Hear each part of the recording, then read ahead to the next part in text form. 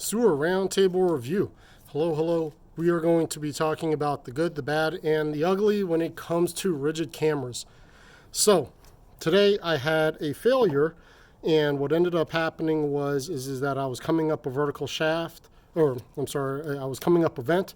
I was working from a roof using flex shaft, my own design. Okay, it wasn't a Ridgid canine or anything, but same principles.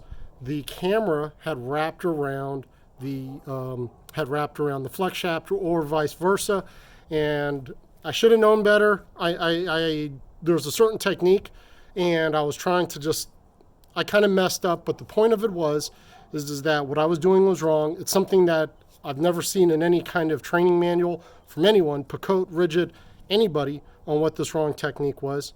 That's not what the point of it is, okay? My Ridgid Mini was down the line, and it was slightly stuck, and then I just gave it a little tug. This is what, I mean, if you watch my videos, you know that I use Ridgid cameras a lot, and I don't mean to pick on them, but that's what I use. You know, if Milwaukee ever came out with a camera and I ended up using that, I'd probably pick on Milwaukee just as much. But I gave it a little pull, and then when I did, I had the gray screen of death, okay? Let me show you why. So this is from the actual camera. Give me 1 second. So this is from the actual camera right here, okay? And so what has happened is that when this popped off, safety cable broke, okay? Now this is something that I've learned about Ridgid, whether it's true or not or whatever, but there has been seems to be a planned obsolescence in their design. So this safety wire used to be 2 wires, okay? Now it's a single wire. Well, obviously you could see it broke at the point, okay? And then, now, I don't know if this was a good thing or if this was a bad thing, but this is what happened. So this is how the sonde is connected into the pigtail, okay? And what happened was it just popped right off, okay? Okay, and I'm telling you, when I pulled it, it was not hard to do at all. If you want to see all the pictures of all of this, of my experience, go on Facebook. It's easier to load photos on there. I'm not going to spend the time adding photos into this video. But the point of it is, and now look at this.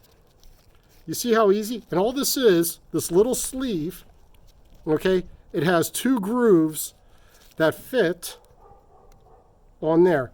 This is what the old one used to be, okay? The old one used to be like a compression style nut where this would go onto here, and then there was a female end, or maybe it's backwards. I think I might have it backwards. But anyway, the female end would, and this thing would screw on, and that thing would be a rock solid connection. Here, it popped right off. Safety wire popped right off. And why did they go to a 1-wire system? I don't know. Why did they change the design, that bulletproof design? I don't know. I've pulled a heck of a lot harder, let me tell you. And I've never had one of these popped off, okay? It's only this sucker that pops off. And if you ever get a flickering screen or anything like that, bend your spring. Get your spring and bend it and look and see if there's a gap, by the way. That'll probably be the most common thing. Like if there's a gap, like there, that could be all that it takes for that thing to just start flickering. So you got to take off the head, take off the spring, and then you got to push it together so there's no gap. All right, I'll give you that one. Now, so that is the, I guess, bad, ugly, who knows, whatever. Okay, so Ridgid's design, in my opinion, the quality has gone down and they have moved into planned obsolescence. And I'm seeing this on other pieces of equipment, not just with this safety wire, but this is the current events for today. Okay, here's the second thing. When it comes to Ridgid cameras, personally, I would never ever buy a new model. I would never be the first on the block to say, hey, I got the new one. Trust me when I say, having the newest Ridgid piece of, spending your own hard-earned money just to be first on the list to say, hey, I'm the first one with this piece of equipment, you just paid to be your own beta tester. Let me tell you, from personal experience, okay? if you have a failure with anything, here's what my recommendation is. Call up your Ridgid rep, get on the Ridgid forum, raise bloody hell, and just say, here, take back your machine, give me one that works, and you don't try to troubleshoot it, you don't try to figure it out. Look at the warranty. I think on the warranty page, it says something, if there's 3 failures, we'll give you your money back.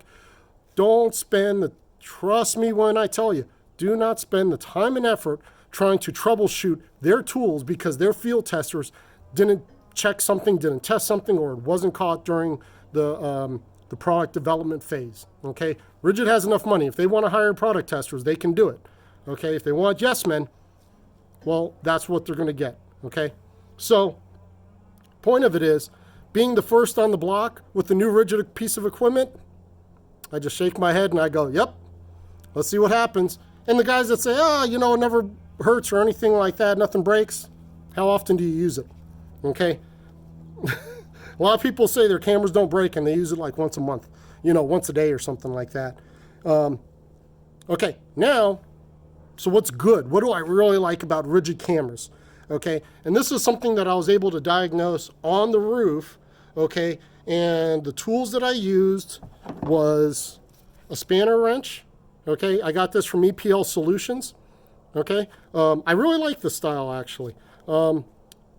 EPL, little spanner wrench, and that allows me to take off the camera head from the spring, and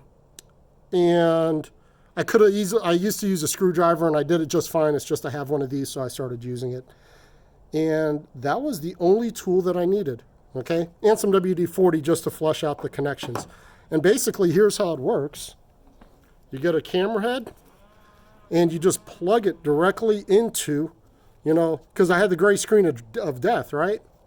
So I get the camera head, plug it into the back of the monitor, right where the cord goes. You plug it right in the monitor, see if you got a connection. Then you plug your sonde in there, and then you just plug this in there, okay? See if you got it, and then look at your screen, see if you got a connection. And then just connect that, and I was basically able to figure out my sonde was good. I got my locator out and just tested the sonde. So I know my sonde is good, okay? And we'll see, these wires look pretty, you know, stretched. But I know my sonde is good. I know my camera head is good, but I do need a new safety cable. Luckily, so I do have an old safety cable. Here's another little tidbit of information for you. A lot of camera shops do not, so this is off of a Mini, okay? So a lot of camera shops, what they will do is you have 2 options when you get a new push rod put on there. And this is something that not all camera shops will tell you about. Okay, they have the option where they can get a complete assembly. In other words, they take it out of the box and there is a dry end, meaning that's what gets plugged into the reel, and then there's a wet end, okay? And they could just put that on, it's all together, all sealed, it comes straight from the factory over in San Diego. Works great, and then you could even buy one as a spare if you would like, and you could install it yourself. The hardest part is going to be bolting in 2 bolts that clamp onto the push rod. You'll see it, okay? There's 2 bolts on the inside of the reel. That's the hardest part. Other than that, it's just reeling in 200 feet of push rod. So now the second thing is, okay, the second way that they do it is that they'll take your dry end your wet end and your dry end. The dry end is the part that goes in the reel. They'll cut it off and they'll reuse those parts and they'll put they'll get raw push rod, and they will reuse your parts. I think you end up saving quite a bit. I almost want to say it's like $600+. So you got to pay a little bit more for labor, which is basically like a return. And so you got to pay a little bit more for labor, but you save the money because they're reusing all the old parts. Now, here's the thing. If you got a push rod replaced, get all of these old parts back, okay?